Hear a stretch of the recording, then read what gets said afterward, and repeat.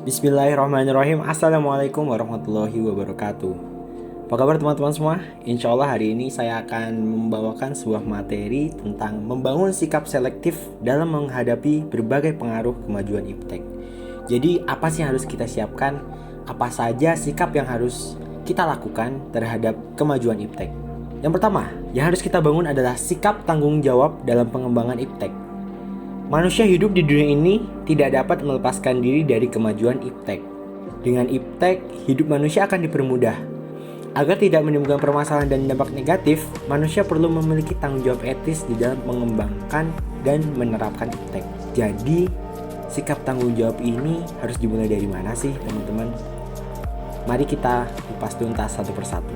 Baiklah, di sini kita akan bawakan tentang landasan pengembangan dan penerapan iptek, yaitu Pancasila dan UUD Negara Republik Indonesia tahun 1945. Dari sini adalah cikal bakal dari rasa tanggung jawab itu. Kita bisa lihat dari sila pertama, bahwa semua ilmu yang ada di dunia berasal dari Tuhan. Alam semesta ini adalah objek kajian ilmu pengetahuan. Maka tanggung jawab apa yang harus kita ambil? Yang harus kita ambil adalah manusia di dalam mengembangkan dan menerapkan iptek sudah selayaknya mengingat ajaran dan perintah Tuhan. Coba bayangkan teman-teman, kita sudah diberikan berbagai nikmat, berbagai karunia. Lalu kita diberikan kemampuan untuk berpikir, kemampuan untuk menelaah hal-hal yang baru. Ketika kita sudah mengembangkan iptek, apakah kita lupa terhadap apa yang sudah diberikan oleh Tuhan? Tentunya kita tidak bisa lupa, tidak bisa terlepas dari yang namanya Tuhan. Oleh karena itu, sudah sepatutnya kita bertanggung jawab terhadap kemajuan iptek ini dengan bertanggung jawab terhadap pemberian Tuhan. Jadi inilah makna dari Pancasila pada sila pertama.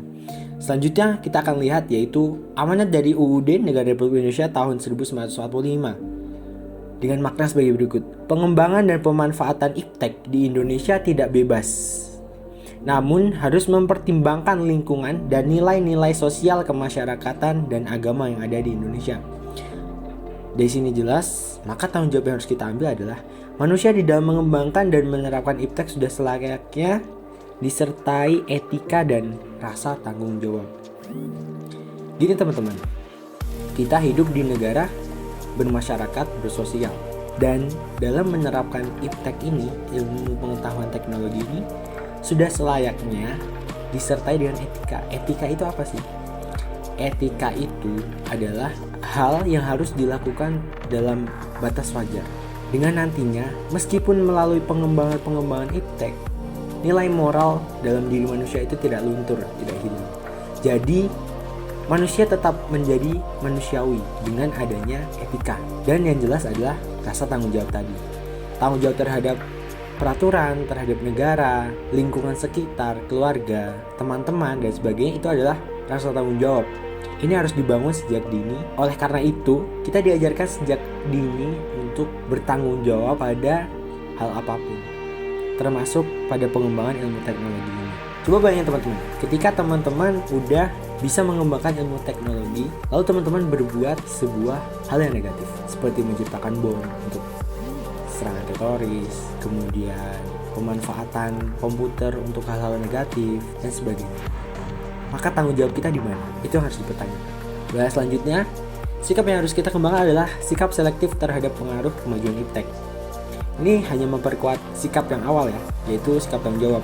Pancasila bisa menjadi alat penyaring, yaitu cerminan dari nilai-nilai budaya bangsa yang dapat diterima oleh semua kalangan sehingga dapat dijadikan benteng yang kokoh dalam menghadang pengaruh negatif dari kemajuan iptek.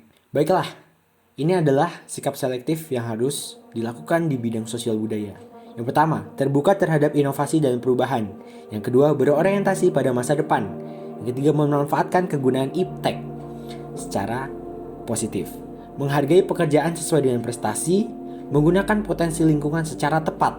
Ya, tepat, bukan melenceng.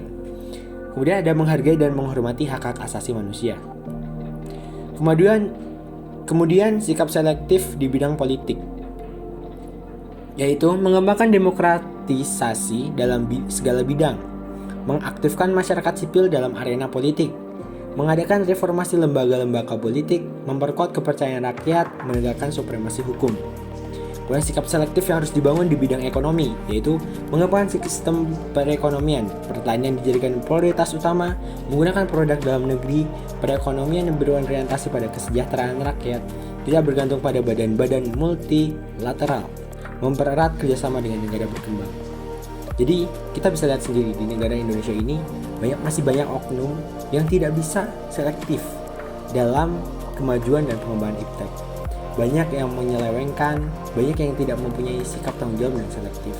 Oleh karena itu, perlunya dibangun sikap selektif dan tanggung jawab adalah untuk menghindari hal-hal negatif yang bisa berdampak pada masyarakat sekitar dan tentunya pada diri sendiri dan negara kesatuan Republik Indonesia.